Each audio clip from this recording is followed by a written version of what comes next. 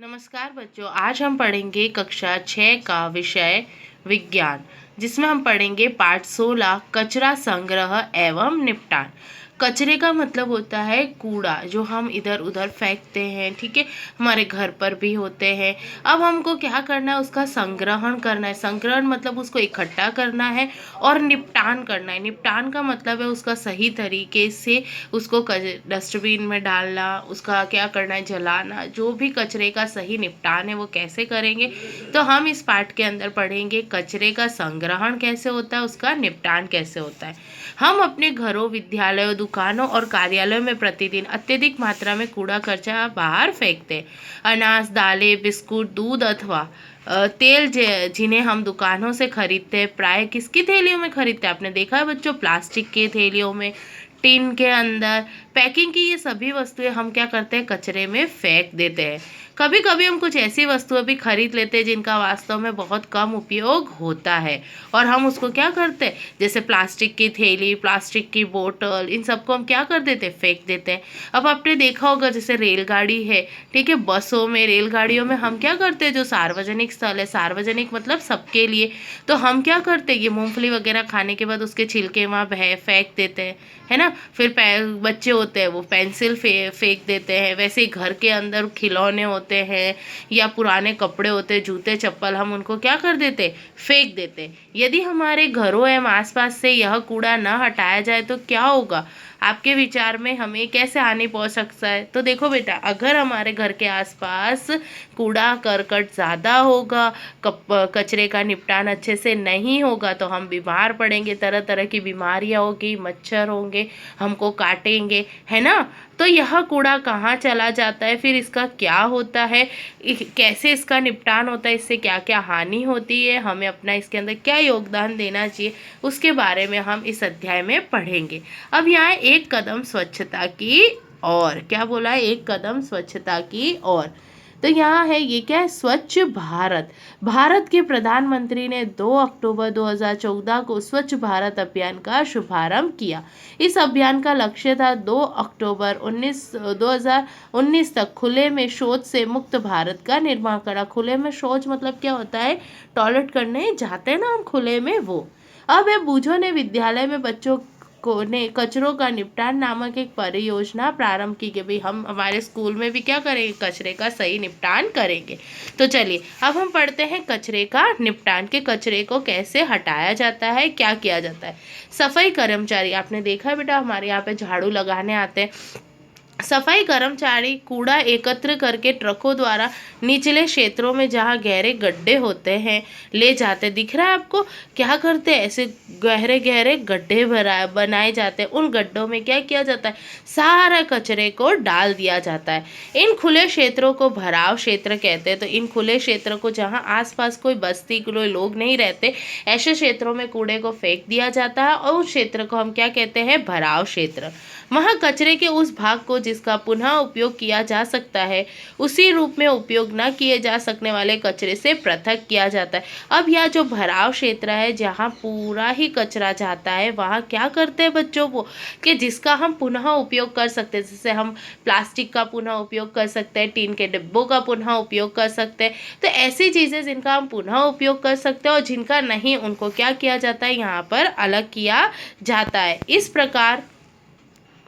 इस प्रकार कचरे में उपयोगी और अनुपयोगी दोनों अवयव होते हैं। उपयोगी मतलब जो हमारे उपयोग के लिए, अनुपयोगी किसे कहते हैं, जिनका उपयोग हम नहीं करते। अनुपयोगी अवयव को क्या करते हैं, पृथक मतलब अलग कर लेते हैं, फिर इसे भराव क्षेत्र में फैलाकर मिट्टी की परत से ढक देते हैं। जब यह भराव क्षेत्र पूरी तरह से भर जाता है, तब प्राय इस पर पार्क अथवा खेल का मैदान बना देते हैं। अब क्या होता है बच्चों, जो जिनका हम पुनः उपयोग कर सकते हैं उसको, और जैसे आपका है ये कूड़ा, जैसे आप मानते हो, मैंने आपको बताया कि प्लास्टिक और का हम पुनः चक्रण कर सकते, तो उनको फैक्ट्री में भेज दिया जाता है।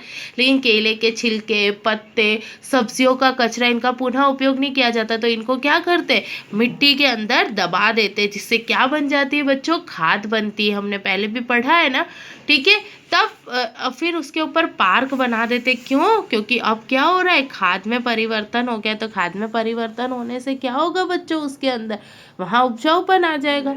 लगभग अगले 20 वर्षों तक इस तरह कोई भवन निर्माण नहीं किया जाता। 20 वर्षों तक वहाँ कोई भवन निर्माण नहीं करते। कचरे के उपयोगी अवयव के निपटान के लिए भराव क्षेत्र के पास कंपोस्ट बनाने वाले क्षेत्र विकसित किए जाते हैं। कंपोस्ट क्या होती है बच्चों? एक तरह की खाद बनाने के लिए। कंपोस्ट क्या है? आइए इसके लिए निम्नलिखित क्रियाकलाप सीखें। अब आपको यहाँ पर एक क्रियाकलाप करना है। अपने घर के कचरे के कूड़ेदान में फेंकने से पूर्व किसी स्थान पर एकत्रित कीजिए। अब क्या करो, आपके घर पर जो कूड़ेदान है ना, उसमें जब कचरा फेंक रहे हो तो उसको एक स्थान पर इकट्ठा करो।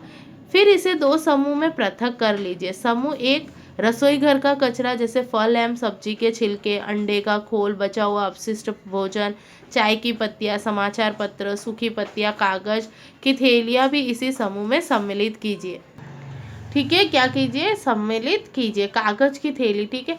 दूसरे समूह में आप क्या कीजिए? कपड़े के टुकड़े, पॉलीथीन की थैलियाँ, टूटा कागज, क्या है, कागज, एल्यूमिनियम के रैपर्स, कीले पुराने जूते और टूटे खिलौने। अब प्रत्येक समूह के कचरे को 2 पृथक ढेरियों में बांटिए। अब एक जगह ये कचरा और एक जगह ये कचरा।